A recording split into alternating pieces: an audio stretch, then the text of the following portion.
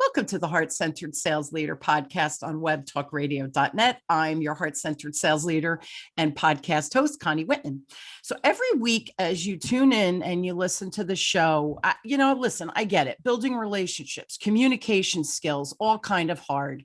And when we start talking about sales and shifting that mindset from that icky, sleazy, pushy kind of perspective to one of love, care, and respect, it takes effort, right?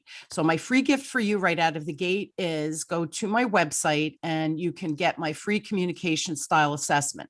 It gives you a short report as to your superpowers, and it also gives you a report as to your blind spots. Guess what? Most of the time we're shooting ourselves in the blind spot. So that report should help you navigate a little bit more smoothly. So go to whitmanassociates.com/CSA for communication style assessment. So thanks for joining us as always. I'm so happy to have you on this journey and through this podcast. And my motivational quote is by the amazing coach, John Wooden. And he says, "Success is never final. Failure is never fatal. It's the courage that counts." Now, wouldn't you agree that staying fluid in this ever-changing world is just really critical to success in our business, really success in our careers? And we all experienced great change last year with the global shutdown. So what resources are available to us fairly inexpensively to grow our business in this digital world? Well, of course, I have an amazing guest today who's an expert in this realm, and his name is Henri, Henri Schauffler. Now, Henri is the CEO of Schauffler Associates and works with coaches, consultants, and small business entrepreneurs to help them double and triple their high-ticket client enrollments, especially in this new virtual business environment. Now, small businesses are more important than ever, not only for the livelihood of solo founders, small businesses, and their families, but for the entire country as a whole. Now, Henri is proud to serve this vibrant community of business servants. So please help me welcome my wonderful friend, Henri, to the show. So Henri, thanks for being on. So glad to be here with you and your tribe, Connie. Yeah, I really love doing the podcast, Henri, and I think that we share just real quality content that's available to everybody, right? To listen every week, pick up a tip here, a tip there, and hopefully improve their life and their business. So my first question is, you were introduced to me and you were gracious in inviting me to join the virtual selling summit this year that's happening June 29th through July 1st. Why did you decide, you're the host, you're kind of the grand poobah of it, if you will. Why did you decide to host this virtual selling event? Over the last year, I began seeing something that we'd all seen for years before, but when the pandemic hit and we were all forced to work from home and everything went virtual, this phenomenon was multiplied tenfold, 100-fold. And that is that the people we work with, coaches, consultants, and small business entrepreneurs, have had challenges enrolling clients in the virtual environment. Many of us, we got our stripes going to local networking events, Chamber of Commerce, getting referrals from friends, having a cup of coffee at Panera, getting into somebody's office, especially if we're business to business. Even business to consumer coaches have done a lot offline over the years. All of a sudden, we were thrust and we were forced into getting specific. How do I do this? Because before, many people avoided trying to enroll and close people online because it was just so different. And they were either afraid of it, or when they did it, they couldn't succeed. When for the last year, it became not only a pandemic for our health, but a pandemic for growing our businesses for many people. Of course, not everyone, thankfully. That's why we saw we need to get out there and help. And there's all these people like Connie who have broken the codes on this, and they've figured out how to get not only as much success as they had before, but even more success. I've found from these 24 speakers, you know what, Henri, we've done better in the past year than we were doing before. So we want to share all that experience and success with everybody out there that needs the help. And we all need help. That's the reality. And none of us can do this alone. And meeting like-minded people who, like you said, have broken the code, if we can duplicate and make it ours, right? I'm not saying, because here's another thing, Henri, and you and I have had this conversation. I don't believe in cookie cutter. Everybody is different. Every client is different. Yes, there is some similarities. Yes, foundationally, we can create some habits and systems. But when you're in front of your client, you really, it's all about sales for me and communicating and making it about the client. And I think that the 24 folks that are in this group are just rock stars from the start, from the get-go. So there's so much to be learned from these experts that, again, they have proven techniques. So for my listeners, what are some of the things that you can share with them, what they can expect to get by not only, taking the free ticket? You have a checklist, which we're going to give to you guys at the end of the show, the link to get into the know with all of this. But what are some of the success things that you think my listeners could walk away with by participating? Okay, so there's a number of steps that we use as kind of a guidepost. And so the first step is something that many in our audience miss, and that's building your strategy. So we've got 7 steps here. I'm just going to go through them. You have to understand who your target is, what their problems are. You've heard the term, what's their pain? What keeps them up at night? Or what's on their mind that they can't shake when they get up in the morning? And your strategy is, so how can I speak to that? And how can I help that person? How can I ease their burden? This is not some kind of marketing and sales technique. In my view, this is, true human empathic caring. Actually, I want to help these people, but Yep. first I need to find out, who are they? Where do I find them? And what are their problems? And how can I help them? And then the next step is really looking at, well, what do I have so far? What are my assets? I've got an address book. I've got I've got people in LinkedIn. I've got people on Facebook. How many of those people are the people I want to reach? Because many times they aren't. I've got all these people on Facebook, but 70% of them are family and friends. I've got Facebook groups, but there's thousands of people there who are not responding. I want to find, who are my assets amongst what I already have that can respond, that have these pain points and challenges that I can help. And if I don't have them, then I develop some new assets with what we call lead generation. We're talking about that a fair amount in the summit. But we want to make sure people realize you may already have the assets you need to develop those leads and prospects when you get the right strategy. If you don't, a number of the 24 people are sharing about lead generation strategies, and it's different, Connie, than people might think. It's not about going onto LinkedIn and throwing out 100, 200, 300 messages a day and asking people if they'd like an appointment. We're all tired of that. We've got new, fresh ideas that are about caring and building relationships with people. Once you've got that part clear, the next step is organize and automate. How do you keep organized? Many people fall down in this process, Connie, because they don't use automation, and they don't use something we call CRM, contact relationship management. Many of us are kind of technology phobic, no problem. We get that. You're into the different buying styles, and that relates also to things like Myers-Briggs and DISC, right, Connie? Yes. People are different. But we've found, even if you're not a tech kind of person or even technophobic, it doesn't mean you're bad or anything, but you need help. So we've got people that are experts in this. They've got software programs that they've developed specifically for this. And there's many virtual assistants out there that can help us with all these sorts of things. Yes. But the next piece we're talking about is you've got to organize and automate so that when you've developed the strategy, you have the right people to talk to, you know what their pains and problems are, you're sending out content to attract them, then you have to be able to organize and do the follow-up.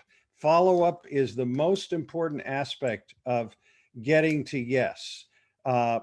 Many people, they want to communicate with somebody once or twice. If they don't respond, they say, oh, I guess they're not interested. I don't want to be a pest. Not so. Actually, research shows most sales and enrollments happen between the 7th and the 13th follow-up Yep. communication. Many people are afraid of that. So in the summit, we're talking a lot about that. There's a lot of people sharing how we can realize, and this is great, we can embrace it, we can actually get motivated to want to go out and do all those follow-ups.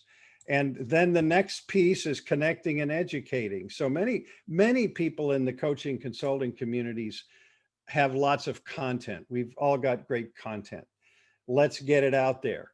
But again, we have to do it strategically. We've got a number of people talking about how to do that, not just posting it everywhere, not just sending it out to mass lists, but what is content that is talking about these pain points I have determined that these people in my tribe have? How can this content help them? And how will it help them realize actually that I'm a person that they can come to for more help if they need it? And so this connect and educate piece is important. Again, we've got a number of people that are experts in that area. And finally, it's down to make your offer. So many people don't go through a process we've talked about so far. And so they're just making offers all the time. Hey, here's my appointment calendar. Nice to connect with you on LinkedIn. Here's my appointment. We're in the same Facebook group. Why don't you make an appointment?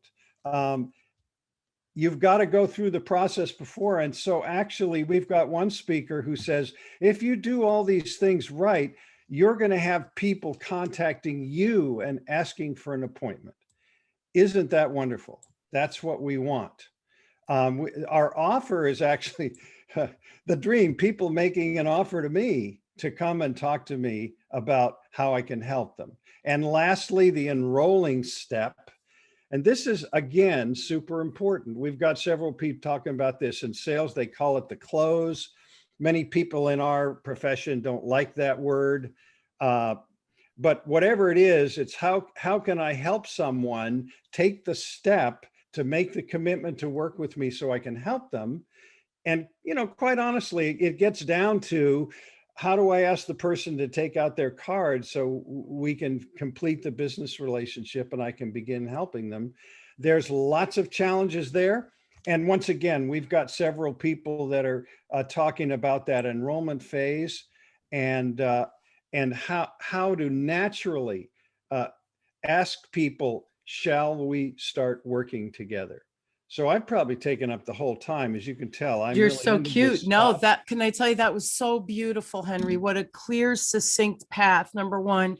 And even if somebody listening is saying, oh, I'm good at that, I'm good at that. Uh-oh, not good at that, not good at that, not good at that. That there's a resource, right? And the tickets are free to join. You get a free checklist where Henry has coordinated on that checklist each of the experts and what I guess like our superpowers are, what our biggest tip is that you can get away. So just with that one free resource, it might pivot and shift you to make 10 extra sales this month or sign up 10 new clients. I want to comment on a couple of things. I remember when I first started in sales 39 years ago, I was 2 years old, Henry. I'm just saying I was extremely Exactly. young, right? Exactly. So Henry, I was 39 years ago. The statistic was the client needed to hear from you. Back then it was mail, snail mail, not email, but they needed to hear from you 5 to 8 times. Now, fast forward, and each year that seems to have gone by, the number of touch points where they need to hear from you is now that 8 to 13.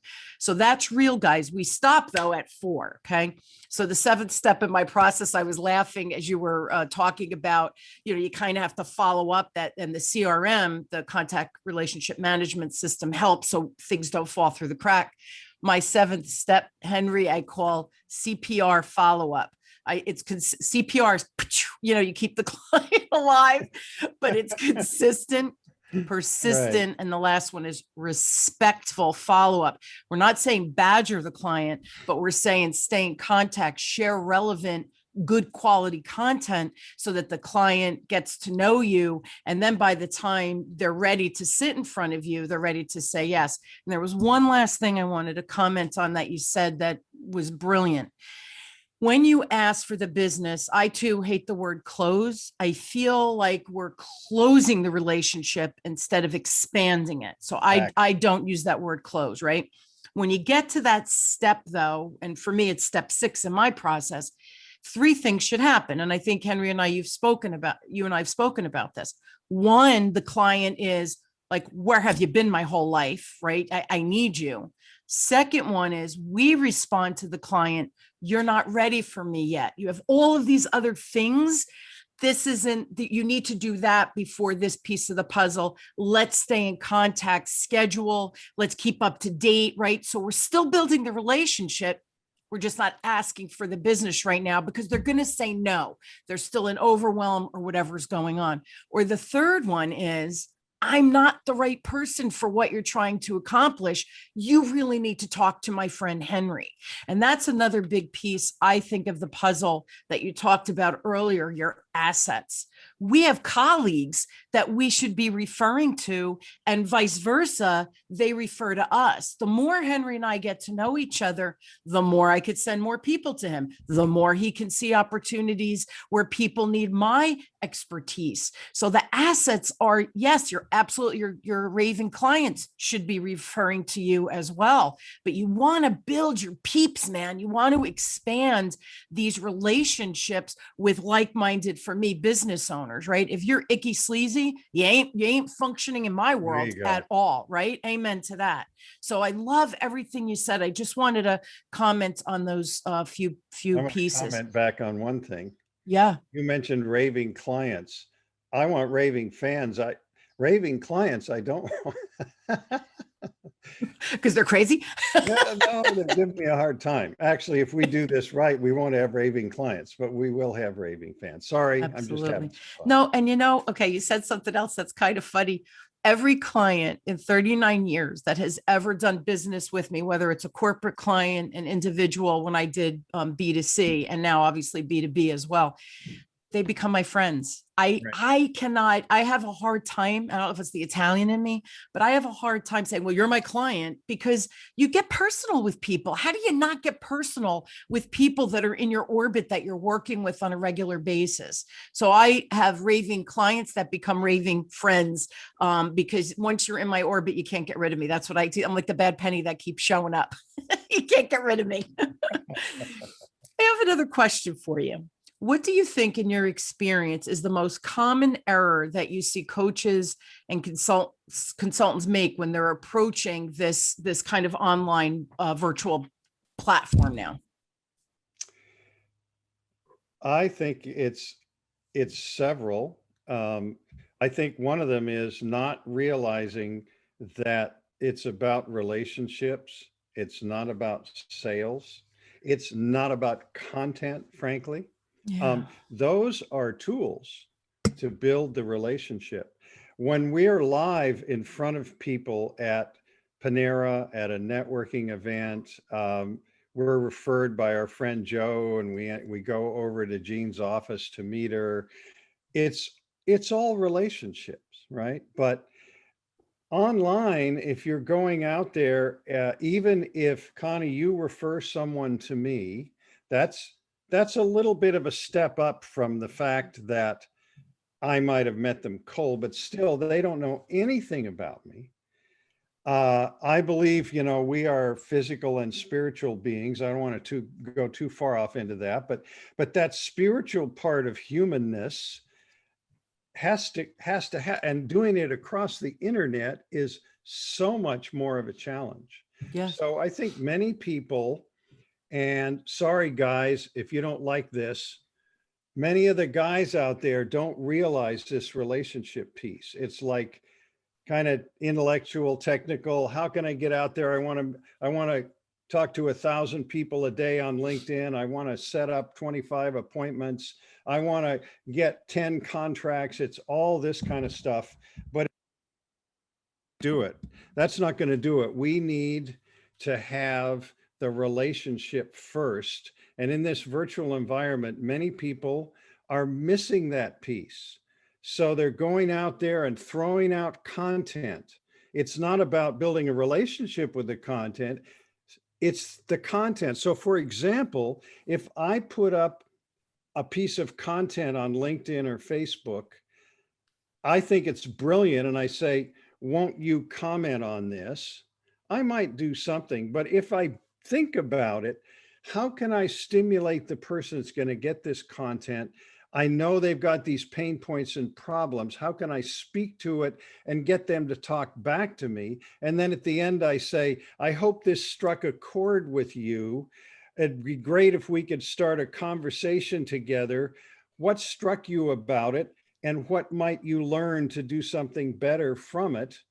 And now you've got some interaction going with that person over the internet. Or, sometimes with email, it's like, here's a new piece I just created. I'd love for you to take a look at it.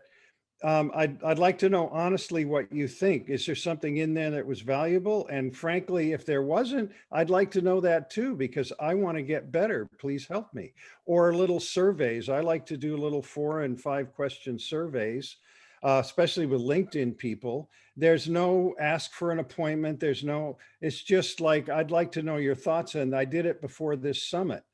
I asked 3 questions, and I asked people, what do you think about this? What's been your biggest struggle on the internet? And they gave me answers. I used it to build the summit. And guess what? 3 speakers came from those questions because we built a relationship. One of them said, I really appreciated that you asked me what I think. People like to give their opinion. So there's all kinds of ways to start building involvement and build relationships. And for what I've seen, that's the single biggest challenge people have had online. They're not creating relationships. And what's so funny with that for me, Henry? I think it's so easy because a couple of things. Everybody's used to Zoom now. Everybody knows Zoom. Where a year ago they were like, a Zoom, what is that? So everybody knows Zoom. And the other thing, as I'm getting intro emails, Connie, you have to meet Henry. Henry, you have to meet Connie. And I get on these Zoom meetings, I already feel like I know the person because the person that's connecting them to me, we already have something in common. So I'm finding it super productive in the sense that I'm finding more of my people, like-minded people like myself, versus going to a networking event, having a list of people, right? I would always get the list in advance so I could strategically think, who do I really need to talk to here that would resonate with me and me resonate with them, or that we could help each other. But it's a list. Now, Henry knows who Connie Whitman is. If Henry sends somebody, Connie, I really think you need to talk to a colleague and friend, we're jumping on. I feel like there's a level of, and I know everybody freaks out when I say this word, intimacy. And I don't mean that in a weird way, but there's a level of familiarity that I don't think we had when we went to the live events. I don't know. Are you feeling that, or am I just a wackadoo? Oh yeah, sure. But it can be built online. That's the point. And I think some of the work you do where you're helping people understand the different buying styles and selling styles, that's all about relationships. If somebody has a different personality type than me, I need to react differently. You and I found that we're similar in style. So the first minute we met, it was like sparks and we're crackling and it's cool. And I can feel that in this meeting right here. But a lot of time, you're actually across the internet with someone that's a very different type of person. If you start cracking and popping like we have with a more introverted person, they're actually not going to like you. Turned off. So that kind of thing's really important too. I just want to put in a few thoughts about what you do for everybody in relation to what we're talking about in that summit. Yeah, and I love that. It was funny. I did a event for Microsoft. They have like soft skills, and they have speakers come and speak, and it's like this big global, platform. Anyway, the gentleman was from Africa, and he was opposite style of mine. So by the end, I go through my 5 styles. Guess which one I am, and he verbalized, and he knew exactly what I was. And just from his tone of voice and the style of how he delivered the message, I said, "You're a precise assessor." And he laughed. He said, "Yes, I am," within seconds, right? I've been doing this a long time. It was easy for me to diagnose, right? So he said to me, "But you want to know what's funny? I'm a stimulating motivator, because I love meeting people like you, because I need that jolt of energy that I don't usually get." So he knows he gets stuck in the weeds. So when he's around a stimulating motivator, but see, he's done some self-work too, Henry, right? He's Right. aware of that need within him, that stimulating motivator, or someone who's the opposite style, pushes him a little bit, which he knows he needs. So it's fascinating, because, when you speak to a large group, you have every style there. So how do you connect with every style, right? You modulate your voice. You speak a little faster, then you speak a little bit slower. You look at the camera, then maybe you look away and then you look back. Because somebody who has opposite styles from us, if we look at them in the camera really intensely, like you and I are doing, they're like, "Oh my God, does she ever look away?" It becomes a little intimidating. So these are little things that, yes, we need to be Right. mindful of. Yeah. Yeah. I 100% agree with that. There's a lot of talk about high ticket programs, right? We all want to sell our high ticket programs. And you mentioned this is kind of like your wheelhouse of expertise. What's the trend all about, and why are you such an advocate for those high ticket type of client connections? I love that one. And I've experienced it. And I know many coaches, consultants, small business entrepreneurs do. By the way, small business entrepreneurs like software people, graphics people, others, they're Mhm. solo, but they're in the same boat that we content providers are. And all of us, we tend to not value what we have and who we are. So we think, I've got to go out there with a $97 product. I couldn't imagine asking somebody for $10,000. They'll never give it to me. Uh, and so we go out there with a little ebook or a little video, we go and do this big webinar, and we try to drive people to buy something for $200-300, and we get some sales, but actually it's not enough. It's like we put out all this effort and we get so little back in terms of remuneration. And let's face it, we need income. Now, a lot of us are idealistic. We want to change the world. We have the stuff to change the world for people and change their world. Uh, but we actually need to make money in order to sustain our lives and maybe to be able to grow. If you really want to help people, you need to be able to scale your business. So to do that, you need to make a lot of money. It's not just about being selfish. I know we have a lot of idealistic helping people in our community, and I love that. I fancy myself the same, but at the same time, we need the revenue. So if we keep selling $97 to $300 low ticket products, we're never going to break through. And then the next, sometimes people say, okay, let me create an online course. That's been a big deal. We used to do it offline. I used to go into a company and I'd sell a $25,000 contract to a big company, go in and train all their managers or their salespeople. Great.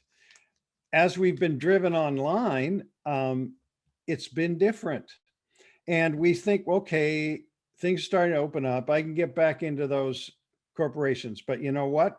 we're finding a lot of those companies now are thinking, well, let's just stay online with the training. It's going to cost us less, and we don't have to fly the person out there and put them up and Sure. all this fancy stuff. We don't have to fly them out here 2 or 3 times for assessing what we need. Everything's virtual now. Let's find people that do it. So how can I sell high ticket programs, all virtual, and deliver them? And we can't talk too much about how you put that together, but what we want people to understand, Connie, is that if you can get 10 clients at $20,000 a year, it's only 10 clients. You can do it. Or 20 clients at 10,000. We say a high ticket program is $10,000 or more. Just think, if you've got a $200 little program, how many do you have to sell to get $20,000? That's 1,000 or 100 or yeah, some huge amount. Yeah. And honestly, it takes almost the same effort Yeah. to enroll that low ticket as the high ticket if you do things the way the experts in our summit are talking about, which is based on relationships, the strategy of what people's problems are. So we want to open people's mind up. You can offer those high ticket programs. You can ask that kind of a fee. You're worth it. And the last piece, it has to have more personal care in it. So you're going to do more one-on-one work with people. Coaches have been charging way too little for their one-on-one work. You structure it inside a program that has lots of other pieces, including content and videos. Group coaching is the thing these days. And then you build some of your personal time. How do you scale that? Well, when you get to a certain point, you start hiring and training other coaches to come in and do what you've done. And now you've got a real business with high ticket programs that you can scale and help lots more people and make lots more money. But without that high ticket program, I'm sorry, Connie, you're not going to do it. You're going to have a little enterprise, kind of a hobby business up there with some nice ebooks and workshops and video courses, but it's never going to be what you dream of, having this great big enterprise that can help hundreds and thousands of people. And for High me, ticket is the answer. yeah, and Henry, so well said. I agree 100%. And it's funny because my programs, you have the video, the workbooks, right? You do the group coaching. I'm big on the one-on-one because, again, nobody's cookie cutter. So everybody needs a little something different so that one-on-one becomes, really impactful. So I like my programs because I do a blending, depending on where people are, right? That they'll come in at, some people need more hand holding, right? That it is what it is.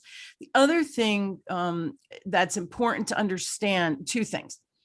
If we could play bigger, right, where we're making more money, I truly believe that we can give more, we can share more.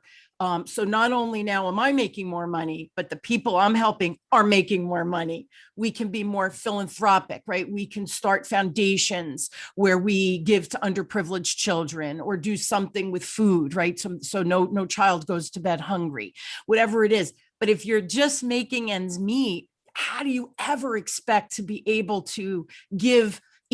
And the other thing too, I find when we're playing small like that, we're working so hard, we're on the treadmill.